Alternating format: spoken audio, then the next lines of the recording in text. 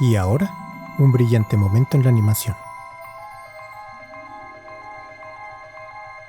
¿Es posible dar un golpe emocional con solo 7 palabras? La respuesta corta es sí. Y si hay una serie que logró dominar el arte de los golpes emocionales, es Batman, la serie animada. Estrenada en septiembre de 1992, Batman, la serie animada, o Batman de los 90s, como coloquialmente se le conoce, es el producto de una muy específica tormenta perfecta que incluye la caricatura de Superman de Matt Fleischer en los años 40, el ascenso a la fama de Steven Spielberg, y la reconstrucción de Batman en los cómics principalmente por parte de Neil Adams y Dennis O'Neil, así como el trabajo de Tim Burton en las películas live action de 1989 y 1992. Constando de 85 episodios, el equipo creativo y artístico de Paul Dini, Bruce Timm y Alan Burnett, entre muchos otros, redefinió los mitos del Caballero de la Noche y su famosa galería de villanos, agregando algunos nuevos y cambiando los orígenes de otros, todo a través de la muy elegante lente de Arte Deco. El rediseño de Ciudad Gótica y sus habitantes no fue solo visual, sino también en las historias que contaba. Alejándose del clásico bien contra el mal, Batman la serie animada nos mostraba a Batman y a sus villanos como figuras trágicas, gente dañada que si bien seguían siendo virtualmente malos, sus motivaciones eran casi comprensibles. Tal vez no simpatizabas con ellos, pero al menos sabías de dónde venían y por qué hacían lo que hacían, creando una relación entre Batman y sus villanos. Sus orígenes eran similares, pero sus caminos diferentes.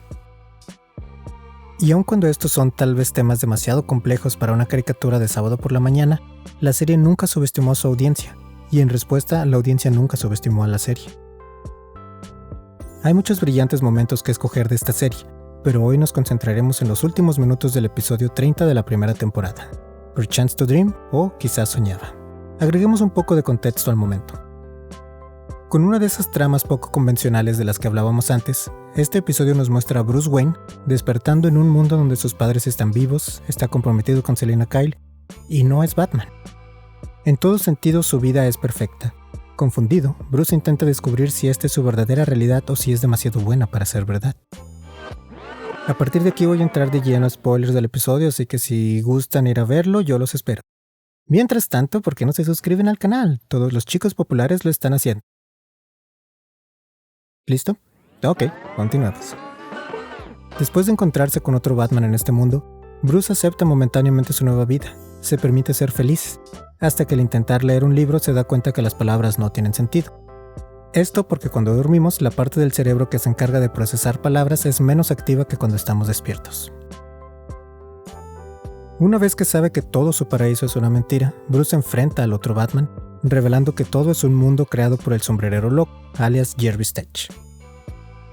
Arriesgándolo todo con tal de escapar, Bruce decide saltar de la torre en la que se encuentra, despertando en una mesa usando la máquina de sueños del sombrerero loco.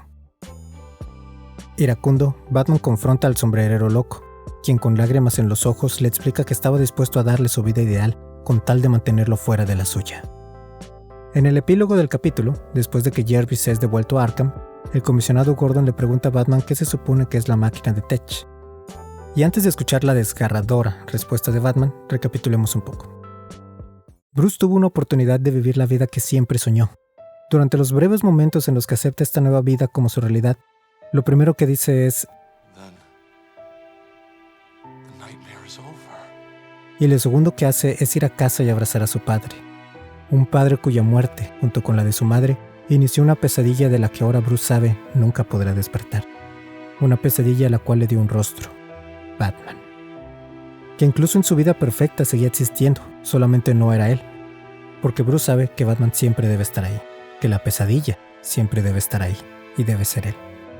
Por eso cuando Gordon le pregunta que si sabe qué es la máquina, Batman le contesta: